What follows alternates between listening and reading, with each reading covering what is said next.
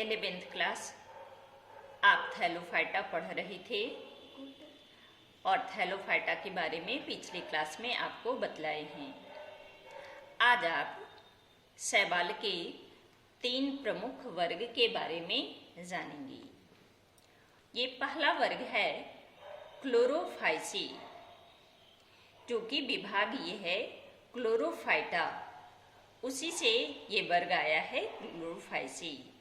ये वास्तव में हरा शैवाल है जिसमें क्लोरोफिल ए और क्लोरोफिल बी वर्णक के रूप में पाया जाता है और इसी की उपस्थिति के कारण इसका रंग हरा होता है।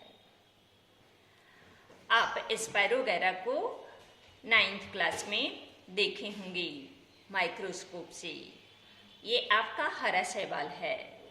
ये एक कोशिक होता है, इसीलिए आप उसको माइक्रोस्कोप से देखे थे और ये समूह में होता है। ये तंतुमय शैवाल है और इसका जो पिगमेंट है वर्णक, ये क्लोरोप्लास्ट में होता है। स्पायरोगैरा में आप क्लोरोप्लास्ट को देखे होंगे कि वे फीते के आकार का दिखाई देता था। तो क्लोरोफाइसी का जो भी सदस्य है उसमें क्लोरोप्लास्ट या तो डिस्क के आकार का होता है या फिर वो तस्तरी नुमा, हम लोग बोलते हैं ना, प्लेट के समान होता है, या जाली का बत भी होता है, रेटिकुलेट, कप शेप भी होता है, स्पाइरल भी होता है, सर्पिलाकार, और रिबन के आकार का यानी कि फीते के आकार का होता है।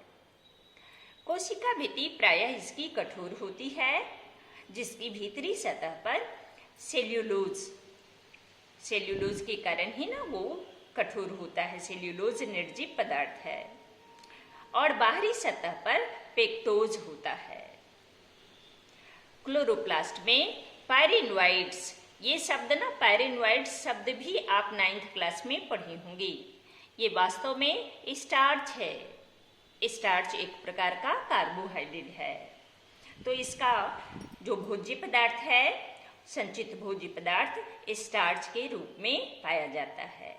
और कुछ ऐसे भी हैं क्लोरोफाइसी के सदस्य जिनमें संचित भोज्य पदार्थ जो है वाइल ड्रॉप के रूप में, तेल बिंदु के रूप में भी पाया जाता है। जैसे बसा की बूंदें होती है, उसी तरह से ये वाइल ड्रॉप है, उसके रूप में पाया जाता है। अब है इसका जनन कैसे होता है। तो इसमें कायिक जनन होता है और ये तंतु के टूटने से, जिसको हम लोग बोलते हैं ना, ये विखंडन विधि के द्वारा कायिक जनन करता है, या फिर विभिन्न प्रकार के वह बीजाणु का निर्माण करता है और उससे भी जनन की प्रक्रिया होती है। ये है कायिक जनन। और जब उसमें अलैंगिक जनन होता है तो फ्लैजिलेट जूस्पोर के द्वारा होता है, यानी कसाभ युक्त होता है, और जूस्पोर जो है ये चल युग्मक है। फ्लैजिला के कारण ही ना ये गति करता है और गति करने वाला बीजाणु को हम लोग बोलते हैं चल युग्मक। और जब इसमें लैंगिक जनन की क्रिया होती है तो आइसोगेमस भी होता है, एनिसोगेमस भी होता है, समयुग्मकी, असमयुग्मकी और विषम युग्मकी भी होता है।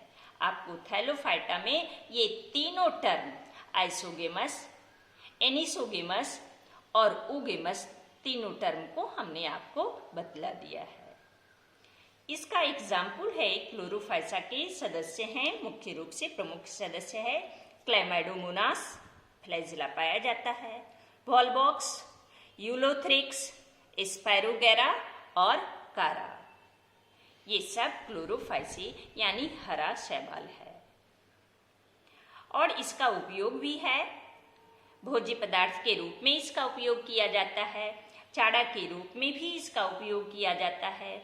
कुछ ऐसे भी हरा शैवाल है जिससे एंटीबायोटिक दवा का भी निर्माण किया जाता है। तो इसका आर्थिक महत्व भी है। इसके बाद इसका दूसरा वर्ग है फियोफाइसी।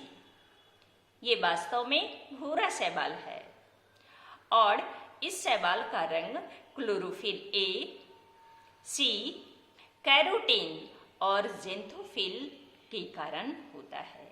यही इसका पिगमेंट है, वर्णक है। इसी की उपस्थिति के कारण इसका रंग जो है भूरे रंग का होता है। शरीर प्रायः इसका शाखित होता है, फिलामेंटस होता है, तंतुमय होता है, लेकिन ये बहुकोशिक होता है और इनमें जटिल कार्बोहाइड्रेट के रूप में भोजन संचित रहता है, जिसको हम लोग बोलते हैं ना भोजन लिमिनेरिया या मैंडिटल के रूप में हो सकता है। सेल वॉल में सेल्यूलोज होता है, जिसके बाहर की ओर एलिजीन का एक जेलेटिन का मतलब हुआ ना गाढ़ा अस्तर भी होता है। और रिप्रोडक्शन कायिक जनन होता है विखंडन विधि के द्वारा।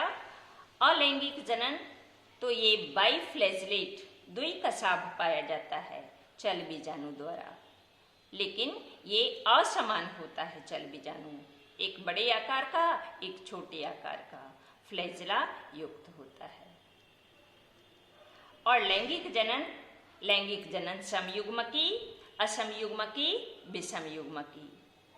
युग्मक का संगलन की क्रिया जल के अंदर होता है। ये प्रायः जो है समुद्र में पाया जाता है, इसका आवास समुद्र है और जल की सतह से करीब करीब 110 मीटर नीचे पाया जाता है। और फियोफाइसी को ना हम लोग समुद्री घास भी कहते हैं। पशुओं के चारे के रूप में इसका उपयोग होता है, बहुतायत मात्रा में इसका उपयोग किया जाता है। और इसकी उदाहरण है फ्यूकस, सर्गासम, लिमिनेरिया, इक्टोकार्पस इत्यादि। ये सब फियोफाइसी यानी भूरा शैवाल है। रबर उद्योग में भी इसका उपयोग किया जाता है और लेमिनेरिया से आयोडीन का भी निष्कासन किया जाता है। ये सब इसका आर्थिक महत्व है। तीसरा है रोडोफाइसी, ये लाल शैवाल है और इसका लाल रंग आर फाइकोइरिथ्रिन के कारण होता है। इसकी बहुलता समुद्र में लेकिन गर्म क्षेत्र में अधिक होती है। ये जल के सतह पर भी पाई जाती है और जल की गहराई में भी यानी निचली सतह में भी पाई जाती है। एक कोशिक भी हो सकता है, बहुकोशिक भी हो सकता है। और जब बहुकोशिक होता है तो करीब करीब आधा मीटर लंबा भी हो सकता है, फीते के आकार का भी हो सकता है। और इसका भोजन जो है फ्लोरोडेन स्टार्च के रूप में संचित होता है। जनन की क्रिया जब कायिक होती है तो विखंडन क्रिया द्वारा होता है और अलैंगिक जनन अचल बीजाणु द्वारा होता है, यानी इसमें फ्लैजिला नहीं होता। लैंगिक जनन अचल युग्मक द्वारा होता है और ये युग्मक जो है विषम युग्मकी होते हैं। इसका उदाहरण है ग्लेसेलेरिया, जिलेडियम, पोरफायरा। पोरफायरा का उपयोग न जापान में, चीन में, मलेशिया के लोग जो है खाद्य पदार्थ के रूप में करते हैं। और कुछ जो है जानवर के चारा के रूप में भी उपयोग में आता है। लाल शैवाल से अगर अगर भी तैयार किया जाता है, जिसका उपयोग जो है सूक्ष्म जीवों के परिवर्धन में भी किया जाता है, बेकरी उद्योग में भी किया जाता है, मिठाई, दंत मंजन और दवा बनाने में भी इसका उपयोग किया जाता है। ये है आपका लाल शैवाल।